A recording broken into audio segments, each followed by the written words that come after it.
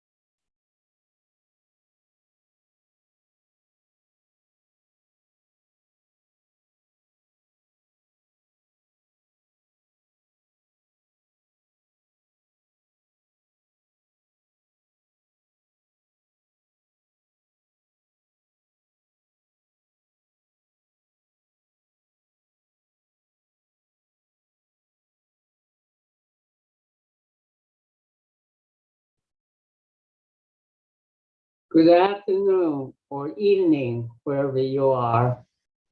I would like to welcome everyone to this forum on critical issues confronting China. This forum has been focusing on China's rise and its domestic, economic, social, and political developments, as well as U.S. and China relations. What we have largely overlooked, though, was how the other nations may be responding to China's rise and activities around the world, particularly the European countries and the African nations. And today,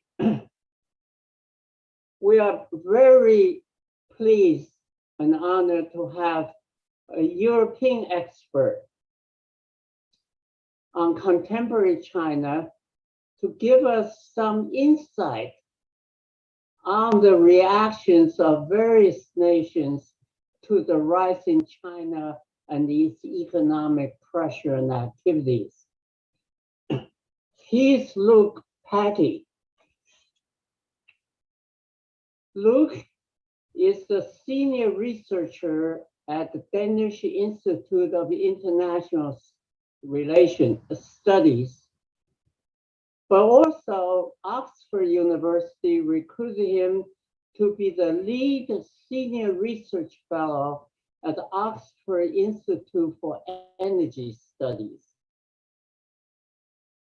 Luke has examined China and India's investment in oil in Sudan for more than 10 years and written a book on that. But then recently, he looked at the different countries around the world, including South America or Japan, how they actually respond and react to China's rising power. With his studies, Luke has written books and published in journals like Foreign Affairs, Foreign Policy, and also on the most prestigious newspapers like New York Times, Financial Times, Guardian, on the contemporary China's activities. Then he published a new book, How China Loses. That's going to be the main focus of his topic today. And that book is published by Oxford University Press. I have read the book. I'm particularly gained the understanding of the complex role China plays in Africa, or particularly in Sudan. For example, China not only invests in Sudan's oil and trying to explore and produce the oil and energy, but China has to deal with the rivalry and war between the rebels and the Sudanese government. At the same time, China plays a third role. Chinese soldiers serve in the UN peace force that's stationed in Sudan. This is the kind of insight that Luke has given us, the complex role China plays in its foreign economic relationships. So without further ado, I'd like to turn the session over to Luke. But before that, Nick is going to give us some instructions about submitting your questions. Nick. Hi all, welcome or welcome back. If you've been here before, you know the drill. If you haven't, there's a Q&A tab at the very bottom of your screen. If you have any questions throughout the talk or during the Q&A section, just type your question in there. If you want to submit it anonymously, you can do so. There's a box you can check. If not, please just let us know who you are and what your affiliation is so we know who's asking the question. All right, thanks. Hi. Well, thanks so much for that kind introduction, Professor Xiao. I'm very grateful for this opportunity to speak with the group today at the Fairbanks Center, and I'm really thankful to the organizers for having me. And in first planning this event last year, it was with a great pleasure to get in touch with the late Professor Ezra Vogel. I didn't know him personally, but really his openness to me and my research was very encouraging. And I know his passing is deeply felt at Fairbanks and beyond. Now, as someone who has followed China's rise in the world for some years now, I'm often asked to explain China's perspective here in Europe. I'm often asked what lessons China is learning from its experiences in the world. And I'm, expected to divine what China's future behavior might be. Answering these types of questions is one of the jobs of sinologists who work in international relations and politics, but I'm not one. I can rarely, provide comprehensive responses to what China might be thinking or what it might do.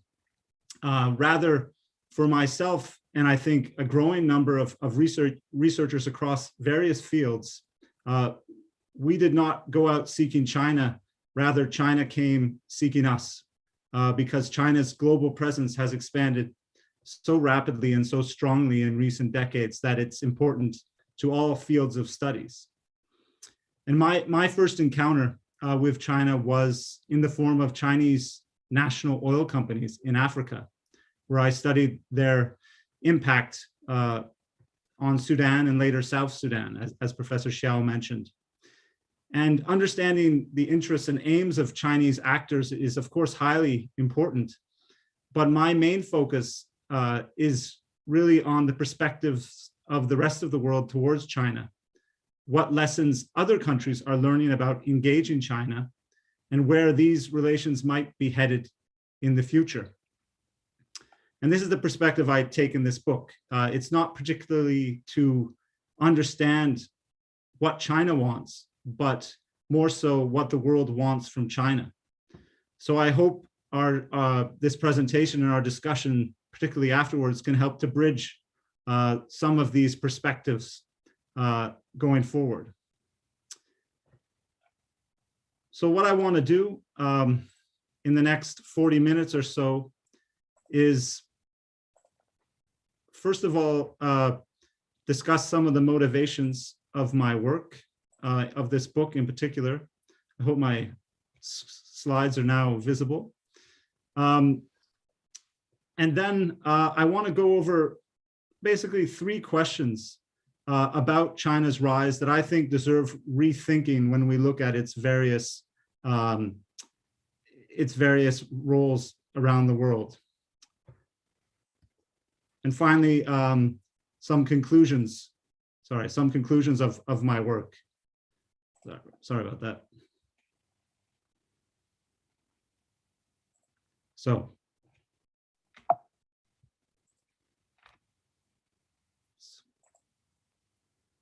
okay.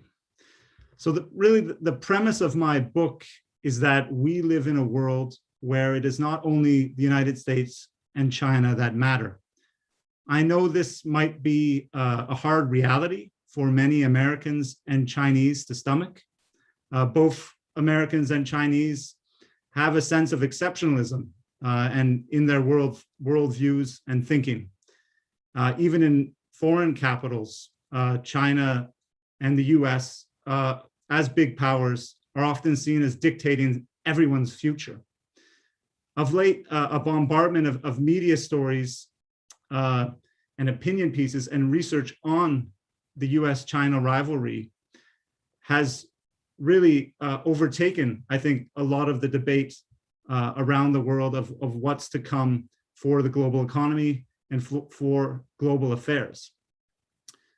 But my impression is from doing research on this book is that this is only part of the picture of the future of world affairs. That China's relationships with the rest of the world, particularly middle powers, are going to be critical, not only in dictating the direction of the US-China rivalry, but also the future of China's global influence. This is not to say that the bilateral relationship between China and the US is not important. Together, they make 40% of the global economy. They command the world's two most powerful militaries, and they have impressive technological capabilities. But I think we've lost sight of the rest of the world, the other 60% of the global economy, its other major militaries and tech leaders, and that countries like India and Japan, Germany, will be very influential in dictating the shape of global issues such as overcoming the COVID-19 pandemic, addressing climate change, or the future direction of free trade and use of technology. And when I place a spotlight on China's relations with the so-called middle powers in particular, like Japan and India and countries in Europe, what we see are fraying political ties, new trade and investment concerns, and even barriers going up, and rising security tensions. I think other major powers out there, but also in a way developing countries, are recognizing that engaging China in areas of trade, investment, finance, and technology offers benefits, but can also threaten long-term competitiveness and even foreign and defense policy autonomy. Now, none of this is to say that the US will somehow reemerge as the dominant superpower or that China will fade away. I think what goes on in the Beltway and what goes on within the ringed roads of Beijing still holds critical importance to us all. China wields considerable power, there's no doubt. Its economy continues to grow, even through this pandemic. And it's advanced its influence, particularly in emerging markets and developing countries in Africa, in Latin America, and developing Asia. But even in these regions, China faces new, difficult challenges. So China is not preordained to dominate the future. And rather than look at US-China rivalry alone, rather than see one of these countries as omnipotent, I think we need to take a deeper look at the diversity of power out there today, because that's what I think will ultimately shape China's future direction in global affairs. So there's really no better place to start to look at China's global influence than to look at its global project, the Belt and Road Initiative, that I'm sure many of you are familiar with. This is Xi Jinping's project of the century. This is the Chinese president's foreign policy signature. And it aspires to harness hundreds of billions of dollars to finance and build various types of infrastructure, transport, energy, communications, but also to connect China to the outside world through industrial corridors, manufacturing links, and develop Chinese tech standards. The BRI arrived in much of the global South with much fanfare and appreciation. With some notable exceptions, particularly a certain populist neighbor, China's star shines quite brightly in emerging economies and developing countries. Yet, I also think the Belt and Road is facing some challenges, and that we're not necessarily asking the right questions about its impact. Because I think the debate on the Belt and Road in the United States in particular centers on whether the infrastructure finance it offers sets a debt trap for host countries or is simply just business. Now, some argue that China's finance is purposely designed to ensnare partners in high debt so that China can then take control of strategic assets such as ports and railways. Others, though, see China's Belt and Road as simply commercially driven without too many strategic aspirations. More than anything, however, the Belt and Road, I think, is a promise of win-win economic growth and development that China is making to its partners. And this is really the dream that an East African diplomat shared with me when we met in Beijing some years ago. And like many foreigners, our conversation was on what was going on around us in the Chinese capital, the modern futuristic skyscrapers and infrastructure, and the great leaps that China's made in its development in the last several decades. And for this African diplomat, China offered an alternative path for his country to follow, one that didn't have America or the West's political conditions and lecturing, but brought economic development nonetheless. And this is how Xi Jinping has presented China's engagement with developing countries. At the Forum on China-Africa Cooperation in 2018, he called on African countries to step on the express train to China's development. So I think that President Xi wants the Belt and Road to build China's political legitimacy in the world through, in particular, building new infrastructure and developing new trade, investment, and technological links. At the recent Boao Forum, Xi even called for the Belt and Road's rules and standards to be expanded upon. China is becoming more confident in expressing that it wants its rules and standards to grow in the world. China, of course, has its economic aims behind the Belt and Road to offshore this tremendous overcapacity it's built up in heavy industries since the 2008 global financial crisis, when China brought in hundreds of billions of dollars in stimulus through this new infrastructure. And many developing countries very much need this infrastructure, and they welcome it. Africa needs roads and railways and power and energy projects. Asia does as well. But there are some challenges facing the Belt and Road that I think are becoming more clear as time passes, as it expands. So I want to briefly go over those, the main ones that I outline in the book. And I think the focus needs to shift from from whether or not it's a debt trap or just business, but to look at rather its development success or failure in the countries it engages. And I think there are some contradictions in China's economic and political aims behind the Belt and Road that make it harder for these positive development outcomes to come about. First, we know that China doesn't bring many political strings when it offers loans to developing countries, but it does bring considerable economic strings. And some of those are that the money that it offers as financial assistance is tied to the use of Chinese companies, contractors, construction firms, and Chinese products to build infrastructure projects. What this does early on is it crowds out local industry, where, of course, there is often strong construction and heavy industry sectors as well. And it does so at a much higher rate than World Bank projects do, for example.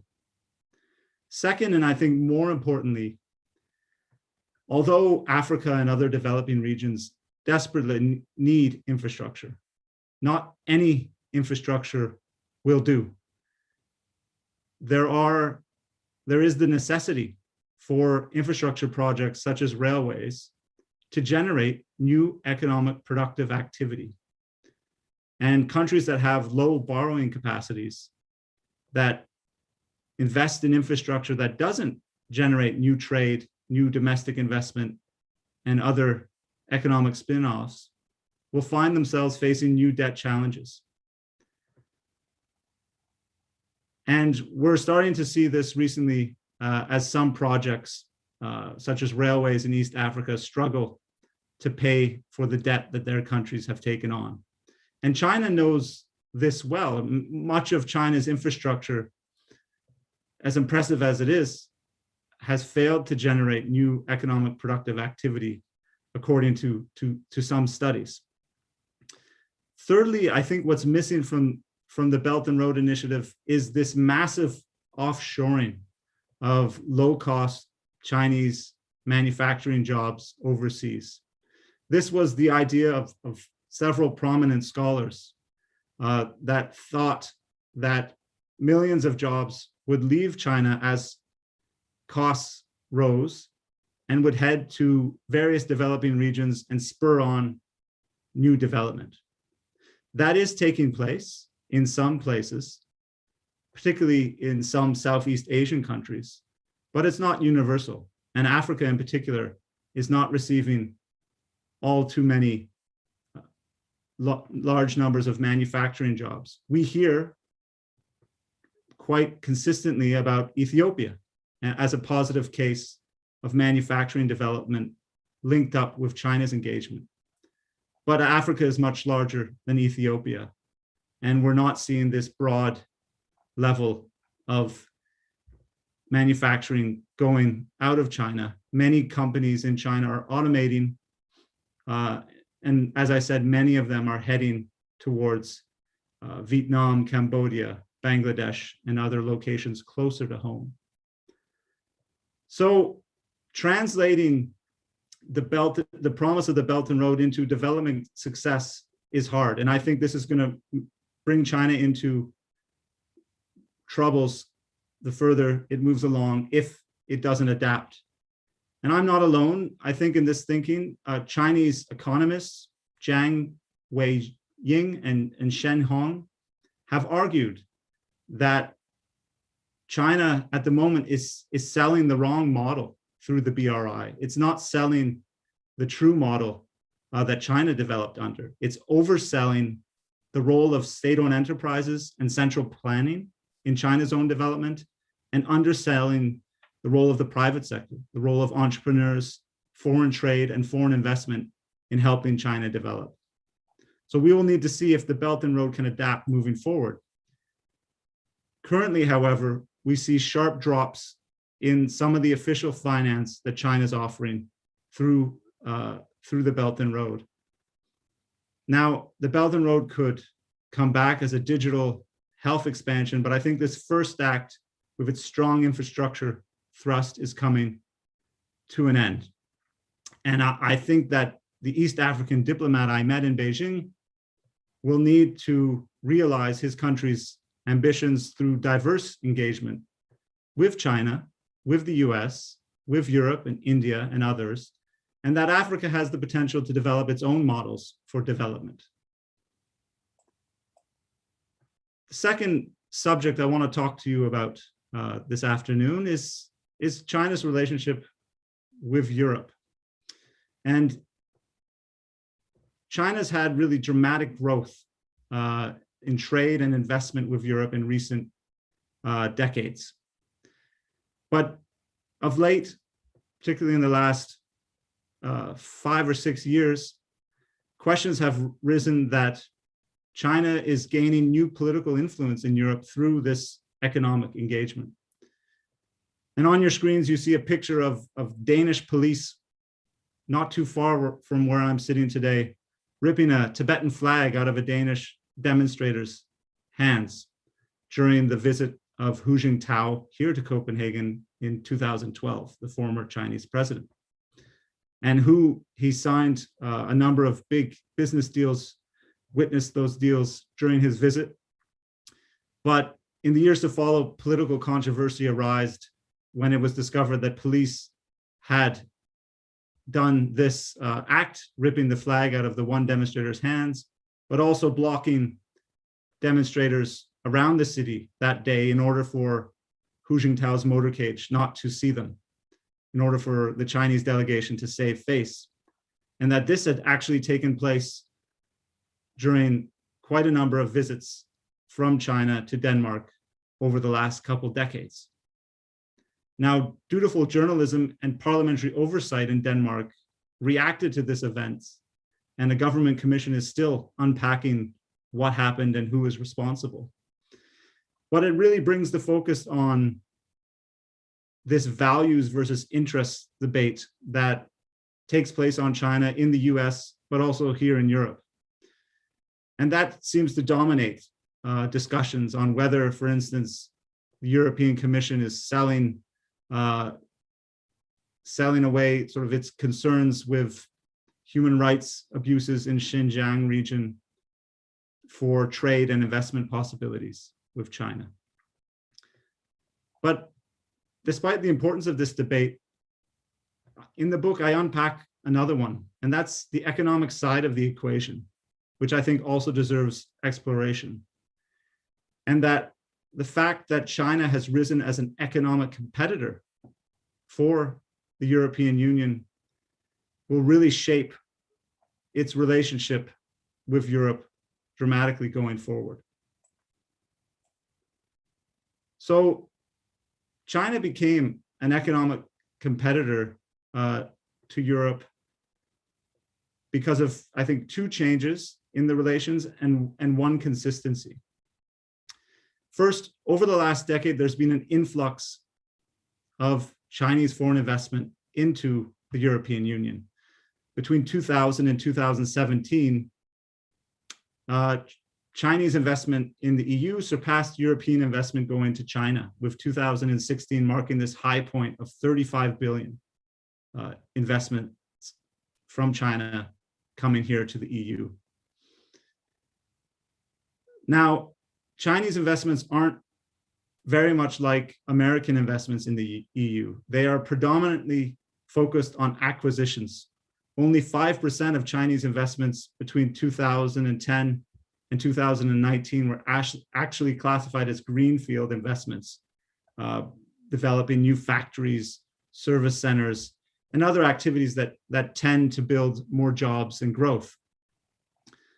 So the second change that happened on top of this new investment was that these investments were launched at a similar time that China released its Made in China 2025 industrial policy, which basically outlined a plan for Chinese companies to overtake their competitors in advanced manufacturing at home and abroad. So as European leaders were seeing new Chinese investments coming into Europe, buying European companies, many of them in advanced manufacturing, they also saw China come out with its new policy, Made in China 2025, to compete with European, East Asian, and American manufacturers. And this set off alarm bells, because one thing didn't change in the relationship, and that's what was that the market reciprocity, the ability of European companies to invest in China, was still not there. That China maintains investment restrictions at home that are 4 times higher than the OECD average. And in 2019, the EU officially designated China as an important economic partner, but also a strategic competitor and also a systemic rival. And this goes beyond policy papers and sentiments. With China on its mind, the EU launched an investment screening mechanism that year and is currently pursuing anti-subsidy rules in order for its companies to compete at a level playing field with their Chinese counterparts here in the EU. Germany and others have raised new national barriers to investments and have been actively blocking Chinese acquisitions in the past several years. Recently, Italy has done the same for an attempted Chinese acquisition of a semiconductor company. Now, of course, you're all well aware, I'm sure, that Europe and China have a provisional investment deal on the table that needs to be ratified by the European Parliament. This, of course, has added something new to the mix, but it's something that firstly needs to be passed by the Parliament, needs to be implemented, and needs to be enforced. And these are several milestones that aren't necessarily guaranteed. Another thing of note that I think is coming up in Europe is that the EU is not as economically dependent on China than many perceive.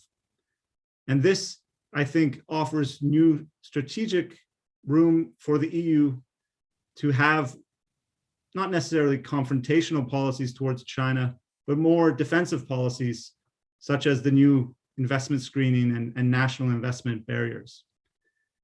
Because although the EU and China trade around 1.7 billion euros each day, the EU trades 30 billion euros in total each day. And as you can see, similar to the United States, China's trade has been generally rising with the EU. But at the same time, when you put this growth with China and the United States into the broader picture of European internal and external trade, you can see that all the external partners fade away because European internal trade represents around 2/3 of total trade. For example, even Germany, which trades nearly half of the EU, sends nearly half of the EU exports to China, has China as its largest partner, nonetheless has a pretty diverse trading portfolio.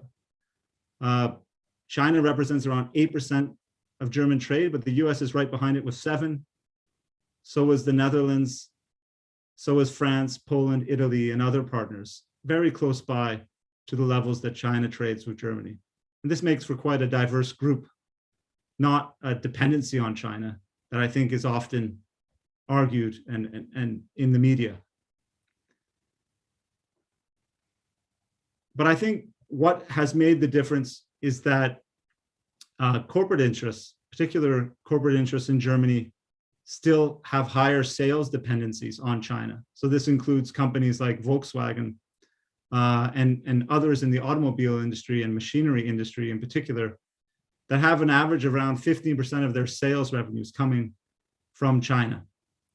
So there's a debate underway, I think, even to this day in Europe, that's trying to unpack this economic relationship with China and realizing that corporate interests do not always advance national interests.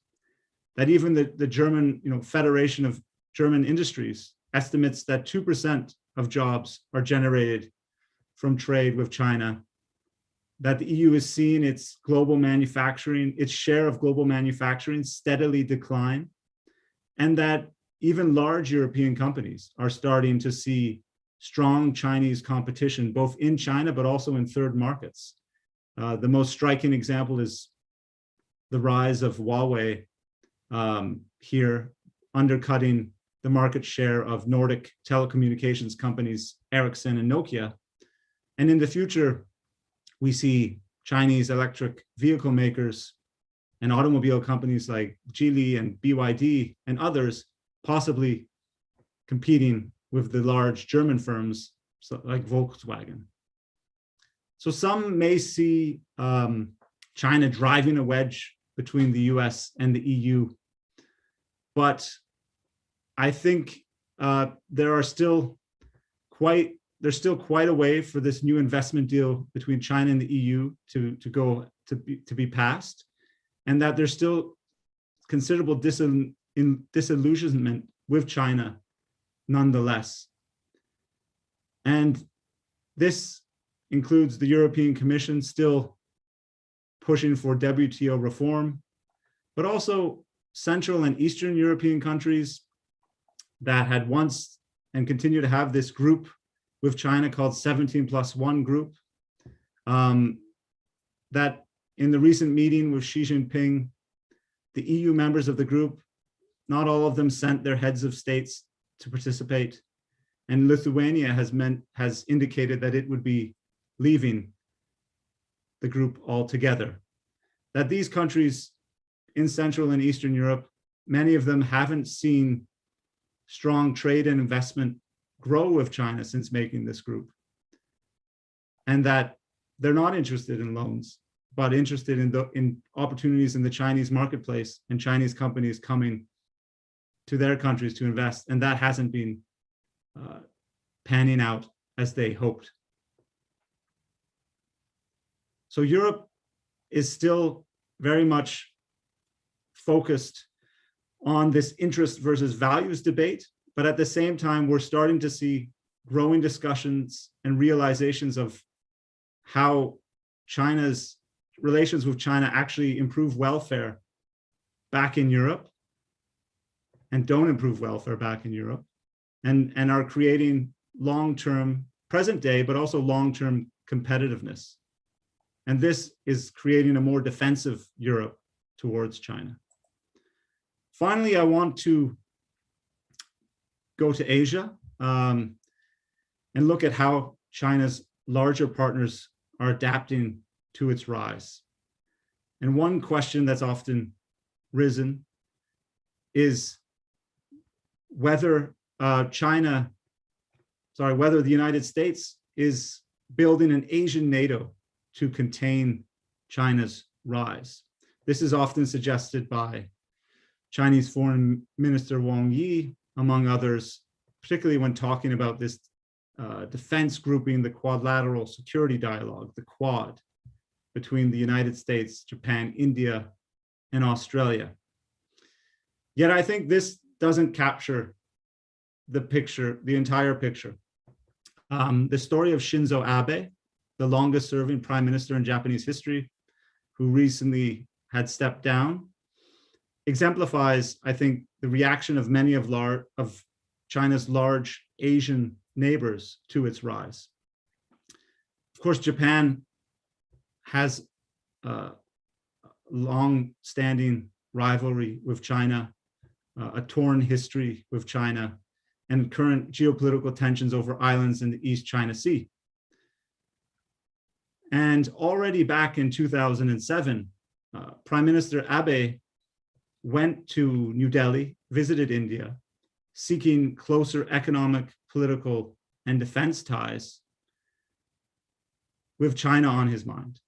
And speaking to the Indian parliament some 13, 14 years ago, he called on a dynamic coupling of the Pacific and Indian Oceans as seas of freedom and prosperity. And of course, India and Japan share democratic values, and there are economic prospects between the second and the third largest economies in Asia. But it was a concern with China that brought these two countries together on defense cooperation.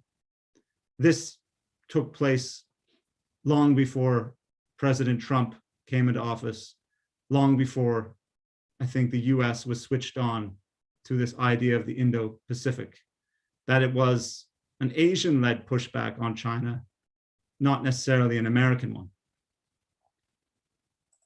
Japan's role, its sort of unsung leadership on some of these pressing issues of today is quite striking. Already back in 2012, Japan went about developing an alternative supply chain in rare earths from China after it experienced several months of not being able to access these resources. And this is reflective of the ideas that US President Biden has today to do the same. But Japan was already doing this almost 10 years ago, punching a hole, albeit a small one, in China's monopoly of rare earths and their refining and processing. And doing this by backing an Australian mining company to find the rare earths there and process and refine them in Malaysia, lowering Japanese dependency on China in rare earths from 87% in 2006 to 59% in 2018.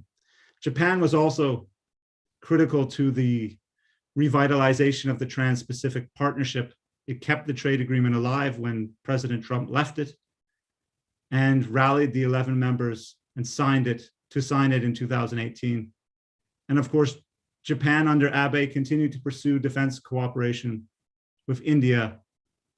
They now have 2+2 defense foreign minister dialogues, and also an agreement to share one another's military bases overseas. And India's relations with China have changed quite strongly of late. You'll recall the Wuhan summit between Prime Minister Modi and President Xi back in 2018, which was followed up by the Chennai Connect in 2019. But fighting the following year along their shared Himalayan border really destroyed hopes that they would work closer as regional partners. And for many, I think Indian observers really revealed China's assertiveness in the region. Since then, New Delhi has shed much of its initial hesitance, I think, to engaging the Quad. It's accepted Australia back into its Malabar military exercises along with Japan and the US. And together for the first time, they did training operations, these four militaries, last year in the Bay of Bengal. India has also banned dozens of Chinese apps since the fighting last year, including TikTok, WeChat, on security grounds. And they seem to be joining a growing list of countries, including those in the Asia Pacific, that are limiting or blocking completely the role of the Chinese telecom company Huawei in their 5th generation mobile networks. That includes Japan, Australia, New Zealand, and to a certain degree, Singapore and Vietnam as well. And one, has to ask the question, if China wants to be a global leader in tech standards, how does it do this without India's 1.3 billion people on board? Finally, Southeast Asia is often seen as China's backyard. It's one of the next growth engines of the global economy, and China's integration with it on trade has grown tremendously. It's the region's largest trading partner, but the US continues to be the largest investor in Southeast Asia, in the ASEAN region. And Japan, strikingly, is the largest provider of finance for infrastructure, not only historically in the past couple of decades, but also in planned projects moving ahead. Even a majority of experts polled in the ASEAN region said they would look positively upon their countries engaging more in the Quad. These are countries that typically want to toe the big power competition in their region, and I think many continue to do so. But they haven't moved away from their security concerns with China. And that, I think, is also something that was quite striking to me. You know, we often hear about negative perceptions towards China growing in North America and Europe of late. And this tends to create the West versus China idea of the world. But over the last couple of decades, Pew Research surveys have also shown that positive views on China in countries like Japan, Australia, Indonesia, South Korea have dropped by double digits.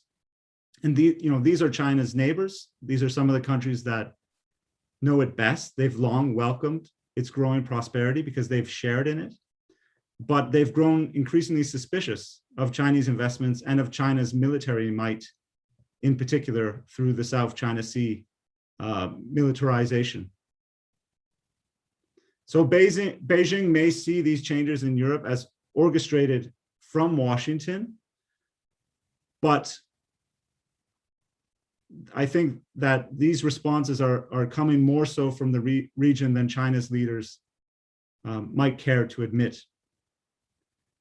And that's an important consideration when looking at its future role, not only in Asia, but because Asia is the growth engine of the world economy, China's future role globally as well. So where does this leave us? In conclusion, I hope that I've made at least a strong enough point for you to rethink the importance of the US-China rivalry in global affairs and the global economy. And I think China's ascendance is not necessarily guaranteed. It's not preordained. Its relationships in the global South and with other major powers will dictate the future extent of its rise. And I wrote the book really with the idea of pointing out these challenges, how these challenges may upset China's ultimate influence, and that even though China may become, and I think will become, the world's largest economy in all measures very shortly in the coming decade, that it might nonetheless punch below its weight in terms of influencing the foreign and security policy decisions of others. This doesn't mean that the US will automatically rise if China's challenges continue. But I don't think we're in a world where China will be in charge. That said, I also caution and discuss in the book how the other major powers, although they've recognized many of the challenges that China poses, need to more consistently work collectively to ensure that there are stronger international rules and norms to guide the behavior of China, but also other big powers, including the United States, that might violate those standing rules and norms going forward. That there are areas where cooperation with China is essential, including on addressing climate change, including on poverty reduction and its role in the developing world. And there's cooperation that needs to be pursued where it can be. But there are also challenges that we shouldn't just push away and consider that these are demonizations of China. Of course, those are out there as well. But I think the rest of the world, particularly these major powers that I've discussed today, are facing their own issues with China that are separate from the US-China rivalry. And I think Washington and Beijing, of course, need to try to accommodate one another in international affairs, but other foreign capitals, New Delhi, Tokyo, Berlin, and elsewhere, can still play a larger role in global issues that moving forward that I think they're often not given credit for in the American debate. I'll leave it there. Thanks for your attention, and I look forward to your questions and discussion. Thank you, Luke. That's a very concise and interesting and well-organized presentation. Thank you. You cover the whole world and and about the reactions and the pushbacks, you might say. I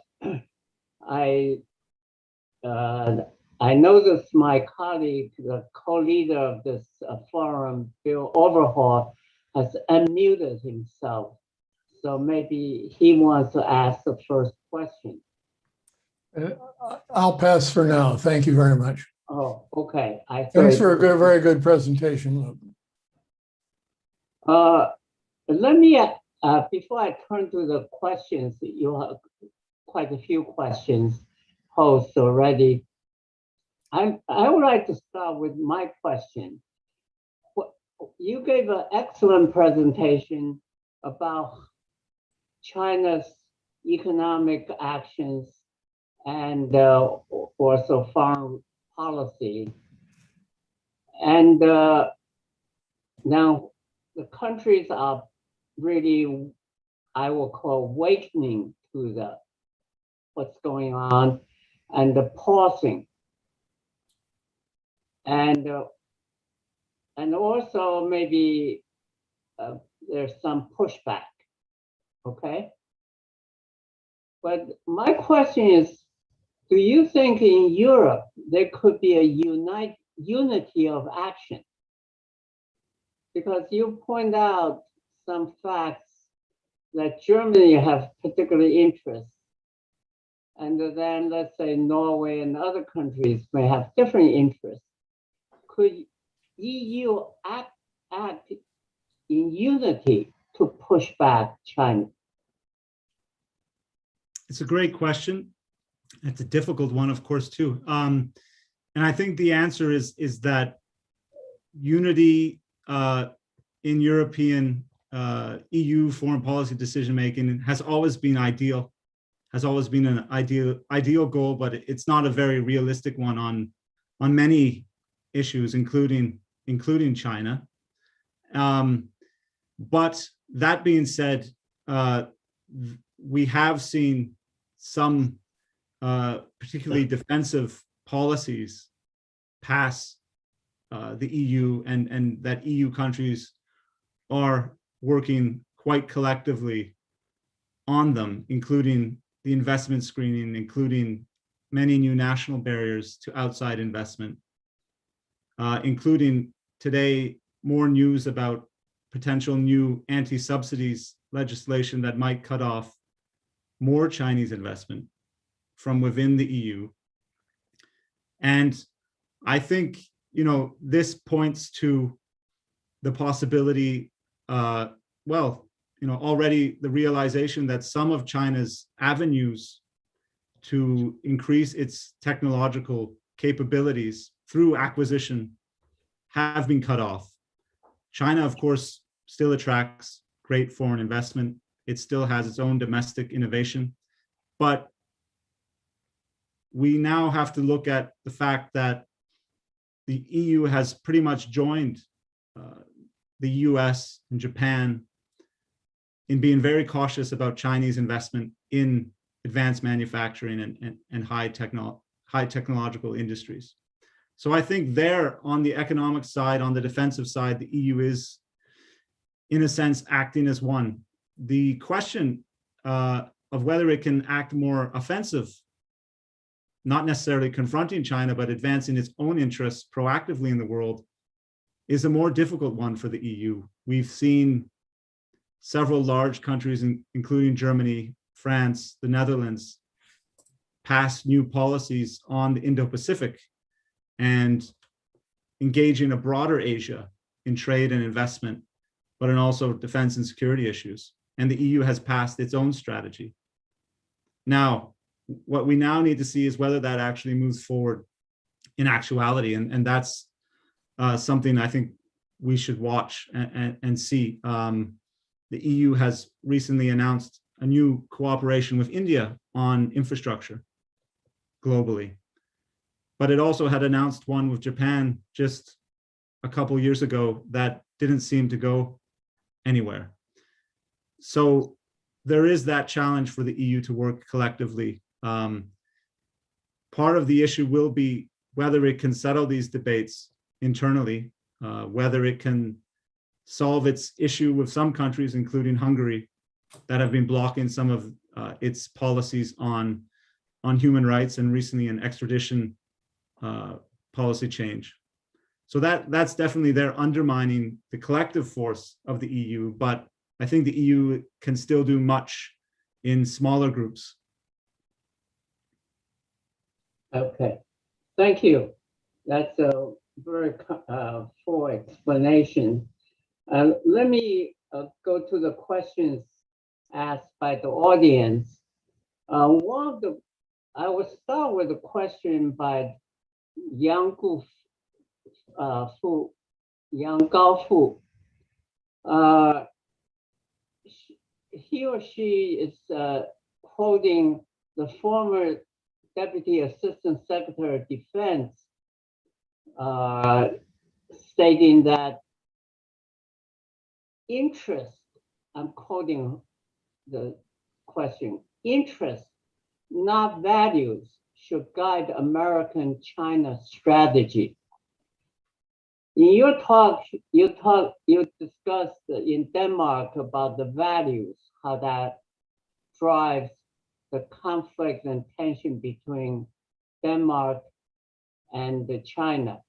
And here's a statement that says, interest, not values, should guide at least Americans' China strategy. Does that apply to European or other countries? I think so. I think, I can talk about the EU experience. I think it is interests that have most strongly nuanced Europe's view of China, made it more defensive, made it more aware of the competitiveness that China now presents to European industries. And that has been the driving force in Europe's new policies on China. I would say that, frankly speaking, values, human rights, democracy promotion are still, not the priority compared to those economic considerations. That said, values still play a role in the relationships of many European countries towards China, because they drive public attitude towards China, which puts up, to a certain degree, some barriers in the decision-making that political leaders here can make with China concerned. And China has become, China's embassies and the Chinese government has become much more engaged in societal issues here in Europe. Pretty often minute issues such as an embassy calling on a film festival to not show a film about Hong Kong or about China's human rights issues.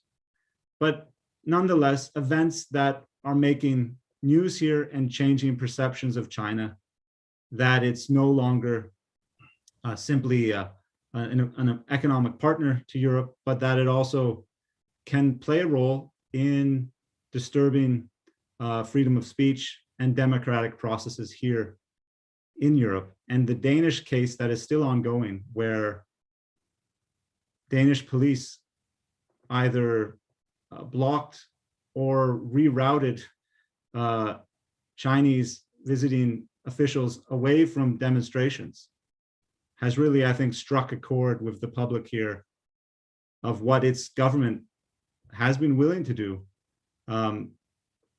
towards its relationship with China, and that has upset quite a few people. So values still matter.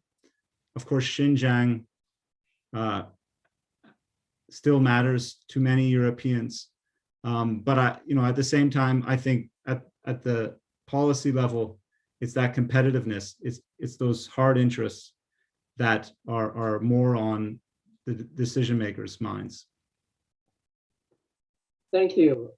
Thank you for clarifying, differentiate between, let's say, the freedom of speech and expression in your own country versus, let's say, the human rights values projected into China.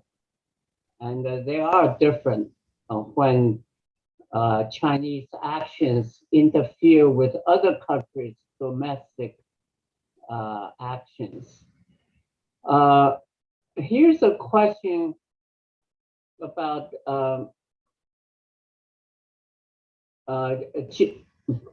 from Liang. Says, thank you for a sobering talk. My question is, why do you think there's such a general concern over China's global rise? Why such common suspicion exists over China's rise? I don't think there's necessarily a general similar concern towards China and its rise. And I don't think it's a suspicion. I think it's an experience of countries around the world in different ways. So I would say, for example, in Europe, as I discussed in the talk, I think it's definitely driven by one of competitiveness and concern with European competitiveness toward when facing China's innovation and growth in China and the world, and that might undermine European welfare.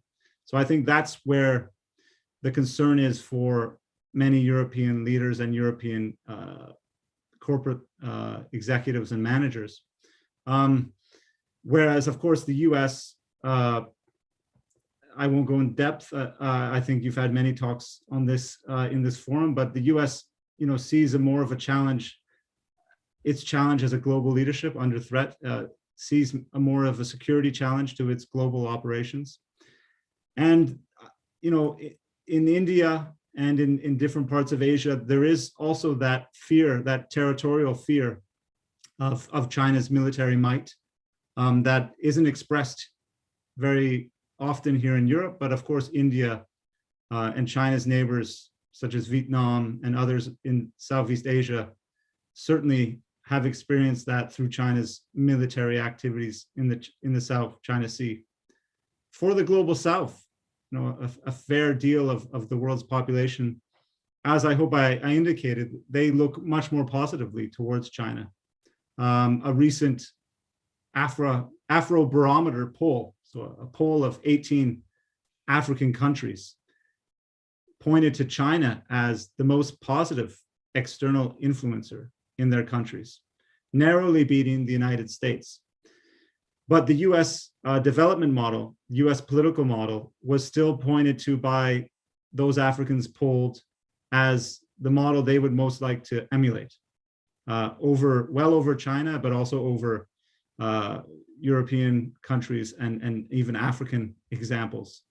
So I think African countries and others in the global South are not necessarily interested in being in China's orbit, but interested in balancing and hedging and diversifying their engagement between major powers and between regional powers. So there's nonetheless some concern among constituencies in those countries of a Chinese dominance. And I think so, therefore, we don't have the same type of general concern out there, that it differs from place to place. Thank you. That was a tough question, and you gave good answers. Here's a question from Paul B. I'm going to paraphrase it. He said China makes economic demands and not political demands. And China used incentives like foreign aid to induce other countries. But also China punish other countries when their trade or actions do not please China. He asked, is the resentment and the pushback from the countries is because China punished these foreign countries economically? Right. Well, it's a good question. So over the last, I would say, 10 years or so, we've had a growing list of countries that have had China use sort of economic coercion against them, often, in the form of trade restrictions that are in gray areas of health and sanitary reasons, but blocking, for instance, Philippine bananas from coming into China because of then the Philippines' then decision on the South China Sea and tribunals ruling, or much more recently, of course, blocking a long line of Australian exports into the Chinese market through new tariffs and other restrictions, and Canada as well. And I think, of course, this fuels negative perceptions towards China in these countries. There's no doubt about that. In Australia, of course, this has built on deteriorating relations in recent years. So it didn't start with this economic coercion. It didn't start with Australia's call last year for an independent inquiry into the COVID-19 outbreak. There was sort of growing tensions on different issues, the role of Huawei, the allegations of foreign interference in Australian politics coming from China. But of course, the economic coercion builds on this. And it strikingly, I think, what is interesting about it and what I write about in the book is that I still get a sense, again, I started this talk with cautioning people towards my understanding of China's intentions and future behavior. But when I look at these different cases, Australia, Canada, Norway was also targeted by Chinese trade coercion. In each case, China doesn't really put comprehensive sanctions or comprehensive measures on these partners. It actually is very selective in the industries it picks. And my hunch is that it does this to not upset its own economic growth. And my hope is that this means that there's still room, I think, for negotiation to improve ties, because China's not overly upsetting these economies. What many feared would be sort of a losses of tens of billions of dollars for the Australians over the last year has simply been in the single digits. Of course, people's livelihoods are upset if you're an Australian winemaker or a lobster fisherman. But China didn't turn away Australian iron ore. For Canada, for example, Canada is the largest canola producer in the world. China blocked this for some time, but opened up again when it had food security concerns. It blocked Canadian pork for some time, but opened up again, seeing the ramifications of the African swine flu in China, wiping out 40–50% of the Chinese pig population. So it's important to recognize in these instances of economic coercion that China has interests too. China has trade interests, investment interests that it's not too keen in upsetting. And I hope this offers some way for negotiation, because China hasn't done what the US has traditionally done and put strong sanctions, comprehensive sanctions on those that cross its foreign and security red lines.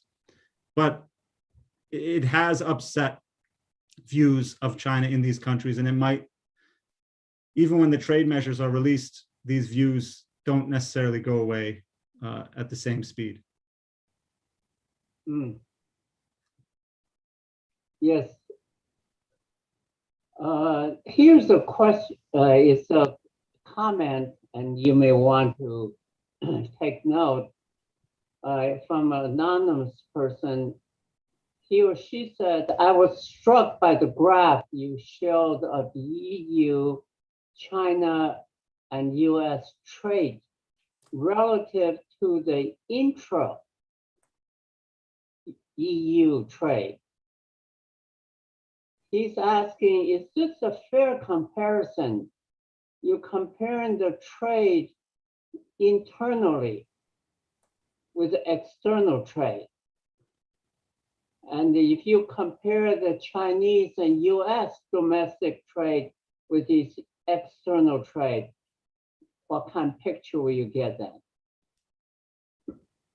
Great question, and I'm so encouraged when we move forward in unpacking this economic relationship, because I think for too long we have been living in sort of a in a gold rush period where we believed there was only growth and gain to be made in engaging China. And of course, we should continue to engage China. I don't suggest any decoupling, but I'm glad that we're getting more nuanced in our understanding of the economic relationship.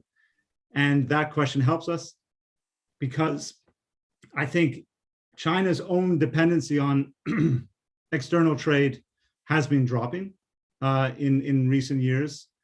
And that in turn, I think, allows it some more flexibility when it wants to coerce other countries. I don't think, as I said, it's at the level that it could be because China is still sensitive. But if Xi Jinping is successful in China's growing self-sufficiency, because the Chinese market is massive, it's very diverse, and if China is able to lower its dependency more and more on external trade, then I think we might see its coercion increase in the future. We might see it take a more American line. So I don't think it's an unfair comparison. I think we should make that comparison with China's, the importance of Chinese external trade, and American, how important the American domestic market is compared to its external economic links. That's definitely worthwhile to do. And I think for me, it was important to make the European one, because the EU is a common market, but these are still sovereign countries in many respects. So they do differ from China and the US. But it was important for me to indicate that their growth, their economic basis is here in Europe. It's not in China, it's not in the United States, it's not anywhere else. And that could be said for China and the US as well, certainly. Okay, thank you. Because of time limit, I think this is going to be the last question. This question is raised by Lawrence Sullivan. How has the previous US action on trade with China, particularly raise the tariff, affect common approach to China? In other words, the common pushback to China. I think the trade measures advanced under President Trump undermined America's possibilities to work with its outside partners. Not only because I think particularly Europe would like to see those disputes settled multilaterally within the WTO, but also because at the same time, Trump had targeted America's key allies with trade measures as well, right? From the beginning, Canada, Mexico, Europe, Japan, Korea, and all this, I think, yes, put the US backwards, sent the US backwards rather than forward. And we see Biden now with some success and with some struggles to try to regain that trust and confidence with the outside world. And I think there's still the concern, particularly here in Europe, of what comes after Biden. what comes even after the midterm elections, and what is the state of American politics moving forward? Is it a trustworthy partner? But that said, I still think Europe and Japan, India and others can still do a lot to advance multilateral trade rules and other international norms, with or without the Americans on board. And I think that Japan offers a strong example of course, the limited possibilities in that, but nonetheless, some achievements. Thank you very much. You really broadened our horizon by taking this forum's presentations and focus on the world's reaction and effects as well as pushback to Chinese rise and economic policy. And I want to thank you for really offer the new knowledge and sensitivity to us. For those whose question was not being answered, I encourage you to write directly to Luke for his answers. So we are grateful for your presentation. It was very clear and very well organized. Thank you, Luke. Thank you. Thank you for your time, and thanks for listening. I appreciate the opportunity to speak with you. Okay, bye. Bye. Take care.